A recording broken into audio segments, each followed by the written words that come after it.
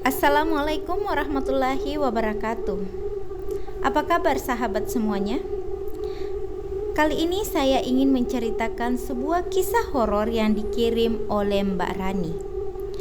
Jadi, di sini Mbak Rani ingin menceritakan pengalaman horornya selama menjadi ibu kos, yang mana pengalaman itu membuatnya trauma untuk menerima anak kos lagi di rumahnya. Penasaran seperti apa kisahnya? Langsung saja kita masuk ke ceritanya. Jadi, kisah ini terjadi pada tahun 2020 silam. Nah, Mbak Rani ini sebelumnya kerja sebagai admin di salah satu perusahaan swasta. Tapi karena COVID-19, Mbak Rani terpaksa di PHK.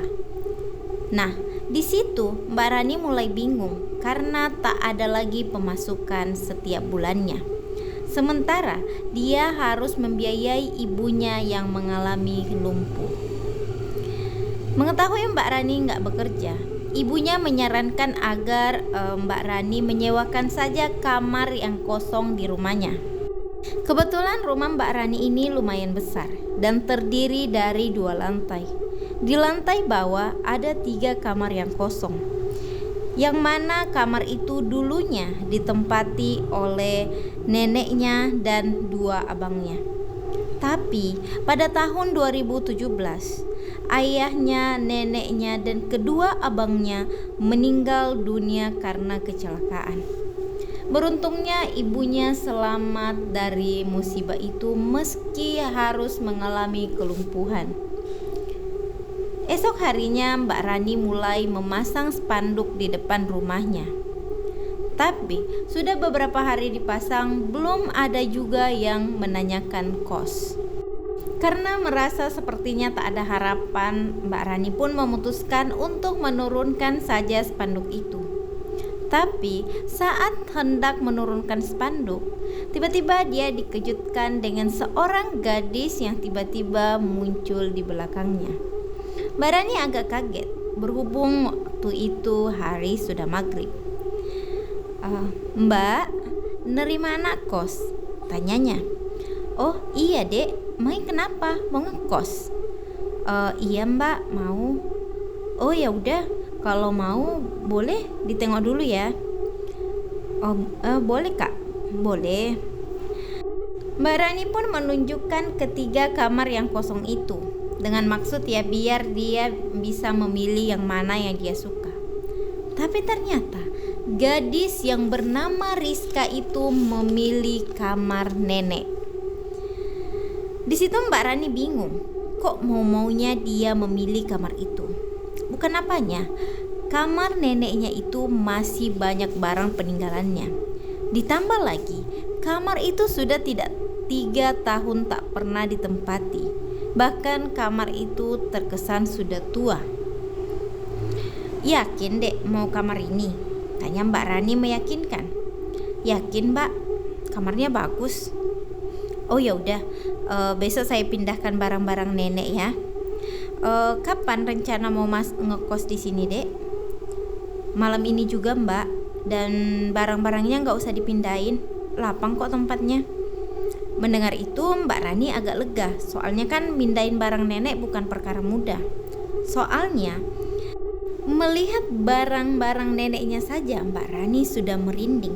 Soalnya neneknya itu penggemar barang kuno yang memang cukup menyeramkan dan unik. Akhirnya malam itu Rizka mulai tidur di kamar itu. Sebenarnya Mbak Rani kepikiran tentang Rizka, mengapa dia memilih kamar itu. Tapi ya Mbak Rani pikir ya itu kan maunya dia. Mbak Rani pun lalu naik ke lantai 2 untuk tidur. Karena memang Mbak Rani selama ini tidur di lantai 2, sedangkan ibunya tidur di lantai 1. Karena kata Mbak Rani, semenjak ayah, nenek, dan kedua abangnya meninggal dunia, dia tak nyaman tidur di lantai 1. Tapi baru hendak tidur, tiba-tiba HP Mbak Rani berdering. Dan ternyata itu panggilan dari ibunya. Karena memang selama ini kalau ada apa-apa ibunya selalu menelpon Rani. Ma, ada apa? Bisa kamu turun sebentar? Emangnya ada apa, Ma? Ini loh, Mama mendengar ada bunyi gamelan di ruang tamu. Mama merinding, Rani. Astagfirullah. Ya baik, Ma. Mbak Rani di situ belum berpikir macam-macam.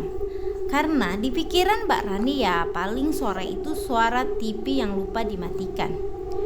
Tapi Mbak Rani terkejut saat sampai di ruang tamu. Karena ternyata yang sedang memainkan gamelan adalah Rizka. Yang mana gamelan itu adalah milik neneknya.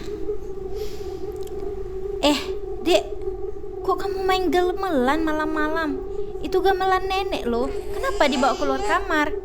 Kata Mbak Rani.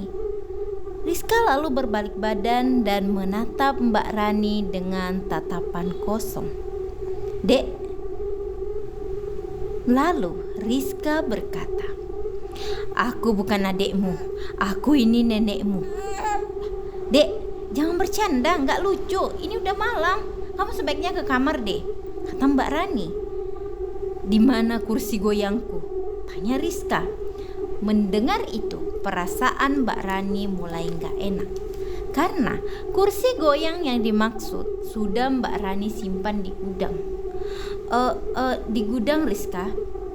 Cepat ambilkan, kata Rizka. Mbak Rani mulai gemetaran. Dia segera berlari ke kamar ibunya. Dan ternyata ibunya pun tak kalah takut. Mereka berdua pun saling berpelukan. Tapi tak lama Rizka kembali bersenandung. Suaranya sama persis dengan suara nenek. Dan bersamaan dengan itu ada suara benda yang jatuh di teras rumah. Mbak Rani segera menelpon temannya untuk segera datang ke rumahnya. Untungnya kawannya itu bersedia datang. Sekitar 30 menit dia pun datang. Disitulah baru Mbak Rani berani keluar kamar. Tapi ternyata saat Mbak Rani keluar kamar, Rizka sudah tak ada lagi di ruang tamu. Mbak Rani dan Bang Ilman temannya itu pun segera berjalan ke kamar Rizka. Dan begitu Rizka membuka pintu, mukanya seperti baru bangun tidur. Dek, tadi kamu di ruang tamu kan? Tanya Mbak Rani. Enggak, Mbak, ini saya baru bangun. Ada apa ya, Mbak? Melihat pertanyaan polos Rizka, Mbak Rani makin bingung. Enggak apa-apa, Dek. Bisa nggak kamu nggak usah di kamar ini, kamu pindah aja ke kamar sebelah, kata Mbak Rani. Enggak, Mbak, saya suka kamar ini, suasananya nyaman. Mendengar itu, Mbak Rani tak bisa berkata apa-apa.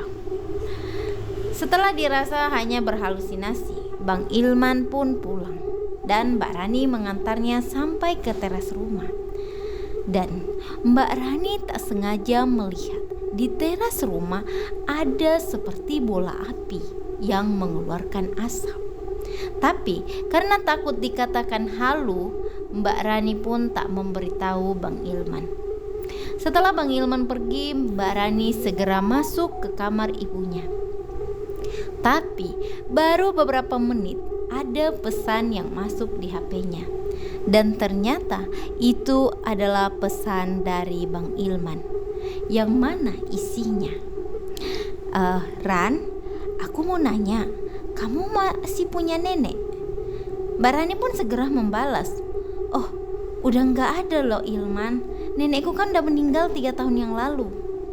Lalu Ilman membalas, oh gitu, lalu siapa ya nenek yang tadi berdiri di balkon rumahmu?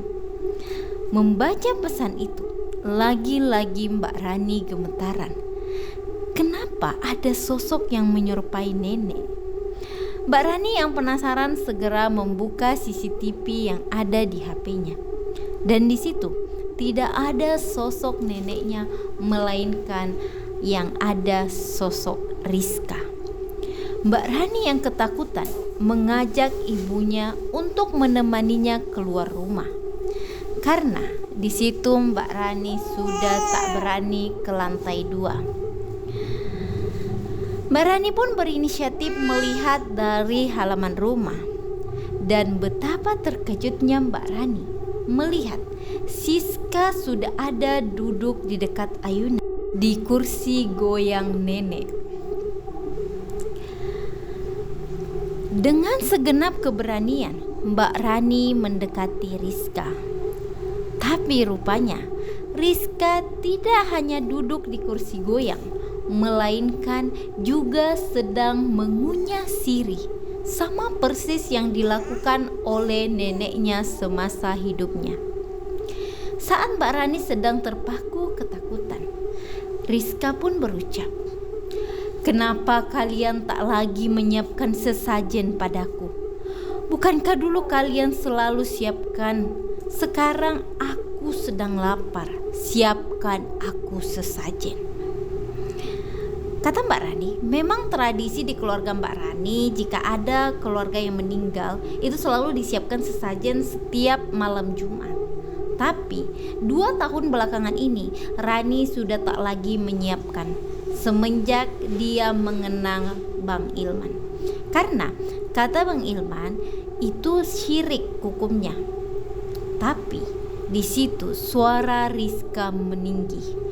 Karena ketakutan, Mbak Rani segera berlari ke arah ibunya dan memberitahu keinginan sosok yang ada di dalam tubuh Rizka. Karena takut kena bala, ibunya pun menyarankan Rani agar membuatkan saja sesajen. Rani awalnya menolak, tapi ibunya memaksanya. Rani pun segera menyiapkan bahan-bahannya. Tapi di situ Rani juga mengabari Ilman tentang hal ini. Dan saat sesajennya sudah siap, Rani segera meletakkan sesajen itu di tempat biasa. Dan di situ tiba-tiba tubuh Rizka lemas dan akhirnya tumbang. Beruntunglah Ilman segera datang.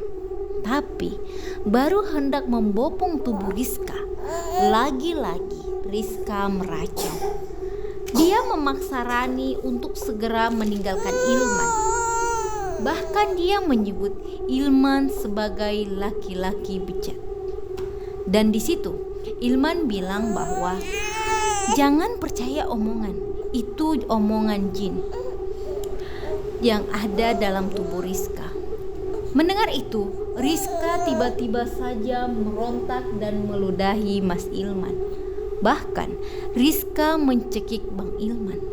Beruntung Bang Ilman berhasil melepaskan cekikan Rizka. Karena Rizka yang semakin agresif, Mbak Rani segera berlari ke masjid untuk meminta bantuan.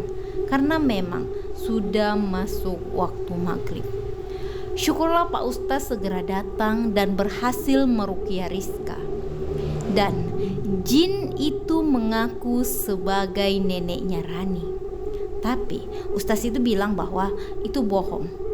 Tapi di situ sosok jin itu tetap mengaku neneknya Mbak Rani. Dan dia meminta daging ayam segar. Tapi di situ Pak Ustadz bilang jangan diikuti kemauannya. Setelah beberapa lama, sosok dalam tubuh Rizka pun akhirnya keluar. Dan Rizka pun baru tersadar. Saat tersadar, dia bingung melihat banyak orang mengerumuninya. Dan karena sudah tak tahan, Mbak Rani pun bertanya, mengapa Rizka bisa-bisanya kerasukan? Dan di situ, dengan berlinang air mata, Rizka pun menceritakan bahwa dia sebenarnya kabur dari rumahnya karena dia habis bertengkar dengan ibunya. Dan dia begitu sedih dengan pertengkaran itu, hingga dia berjalan menyusuri jalan tak tentu arah, hingga ada seorang nenek yang mengarahkannya ke rumah Mbak Rani. Dan saat melihat kamar yang ditunjuk Mbak Rani, dia merasa begitu tenang.